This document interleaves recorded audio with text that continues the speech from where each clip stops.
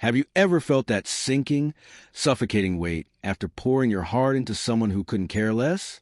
You know the type. Those leeches who drain your energy, your time, your spirit, and give nothing back. It's like you're screaming into a void, begging for a shred of appreciation, only to get silence or a half-assed shrug. And yet, society has the nerve to tell you to keep going, to keep caring, to keep playing nice. Don't be rude, they say. Don't make waves. But why the hell should you waste your breath on people who don't deserve it? It's maddening, isn't it? You're not their doormat. You're not some emotional punching bag for their insecurities. But you've been tricked into thinking you owe them something. Your kindness, your attention, your damn soul. Well, wake up. That's a lie, and it's time we rip it to shreds. Welcome to Pirates Podcast, where we don't tiptoe around the bullshit. We grab it by the throat and expose the truth society's too cowardly to admit. I'm your host, and today we're diving into something that's going to shake you up and set you free. We're talking about loving your own company, being labeled difficult to approach, and why that's not a weakness. It's your goddamn strength. Buckle up, because we're about to burn some bridges and build something unstoppable. The lie they've sold you. Let's start with this. Society's obsessed with guilting you for wanting to be alone. They got the sick game where you're supposed to smile, nod, and kiss ass, even when it's eating you alive. Be sociable, they preach. Don't isolate yourself. But when you finally say, enough, I'd rather be alone than fake it, they flip out. They slap labels on you, arrogant, cold, difficult. They're so hard to approach. They mutter like you committed some unforgivable sin. And you know what? Screw them. Let them squirm. Their whining isn't your burden. It's proof you're breaking their chains. They've got the guts to tell you that liking your own company is a flaw, that choosing peace over their loud, empty chaos is selfish or strange. That's a con, and it's infuriating. They're not pissed because you're wrong. They're pissed because you're free.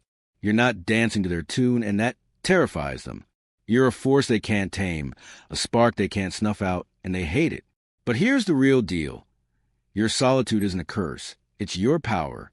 When you're alone, you're not drowning in their noise. You got room to think, to dream, to figure out what actually matters. No one's clogging your head with their drama or pulling you off course with their garbage. That silence, it's where you sharpen your edge, where you build something that lasts. It's not loneliness. It's liberation. I'm not saying you have to despise people. This isn't about turning into some hermit. It's about putting yourself first, unapologetically. It's about knowing your worth and guarding your time like it's the most precious thing you've got. Because it is. You don't owe anyone your presence. You don't have to show up just to keep them happy. And yeah, that might make you difficult in their eyes. But why should you care? Why should you shrink yourself to fit their mold? Let me ask you this. Why should you trade your peace for their applause? Why should you let their fragile egos run your life? You shouldn't.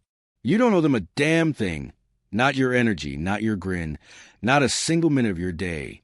If they can't handle your strength, your focus, your refusal to play along, that's their problem. They're the ones who need to wake up, not you.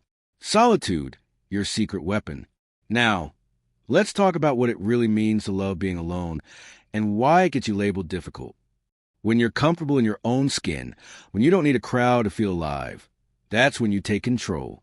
Your day's quality doesn't hinge on someone else's mood or approval. It's yours to shape. Solitude isn't just downtime. It's where you recharge, where you plot your next move. It's where you decide what's worth your time and what's not. Take Warren Buffett, one of the richest guys on the planet. Over $100 billion to his name. You think he got there by chasing small talk? Nah.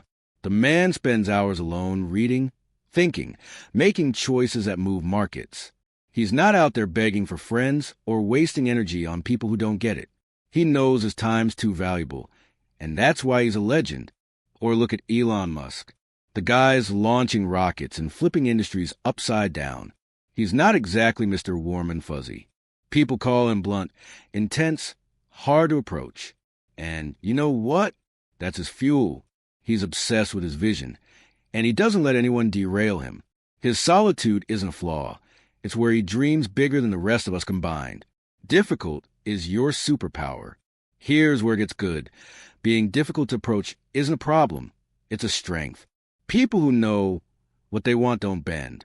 They don't compromise their goals for someone else's feelings. They've got what I call high agency. They call the shots in their own lives. And yeah, that might ruffle some feathers. But who cares? The world doesn't change because of pushovers. It changes because of people who say, "This is my line and I'm not crossing it." Steve Jobs is the poster child for this.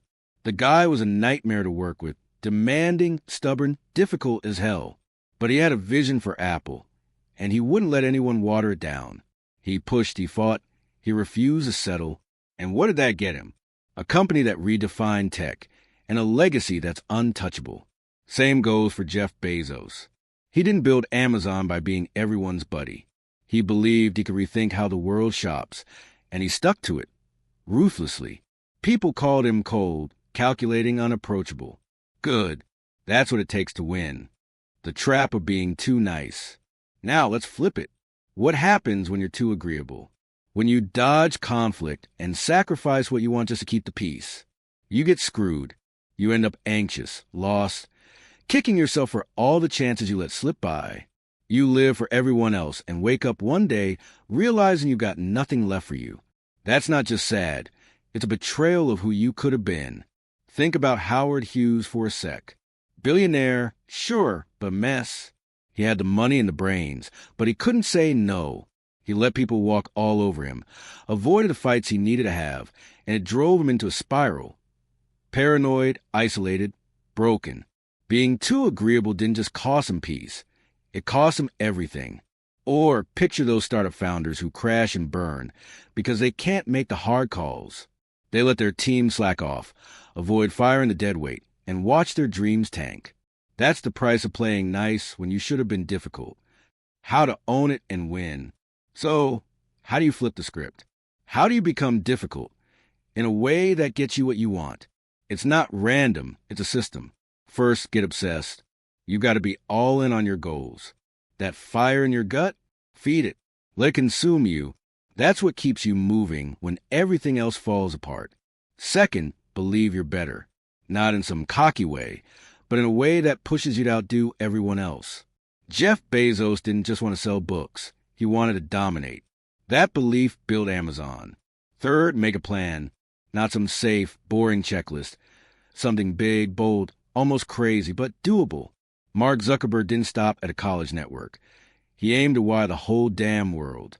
And he pulled it off. Finally, talk the talk. You don't need to trick people. Just inspire them. Richard Branson's a pro at this.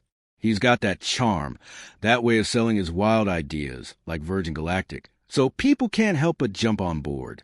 Break free and take charge. Here's the truth. They don't want you to know. You've been lied to. Society's fed you this crap about being likable, approachable, agreeable, and it's kept you small.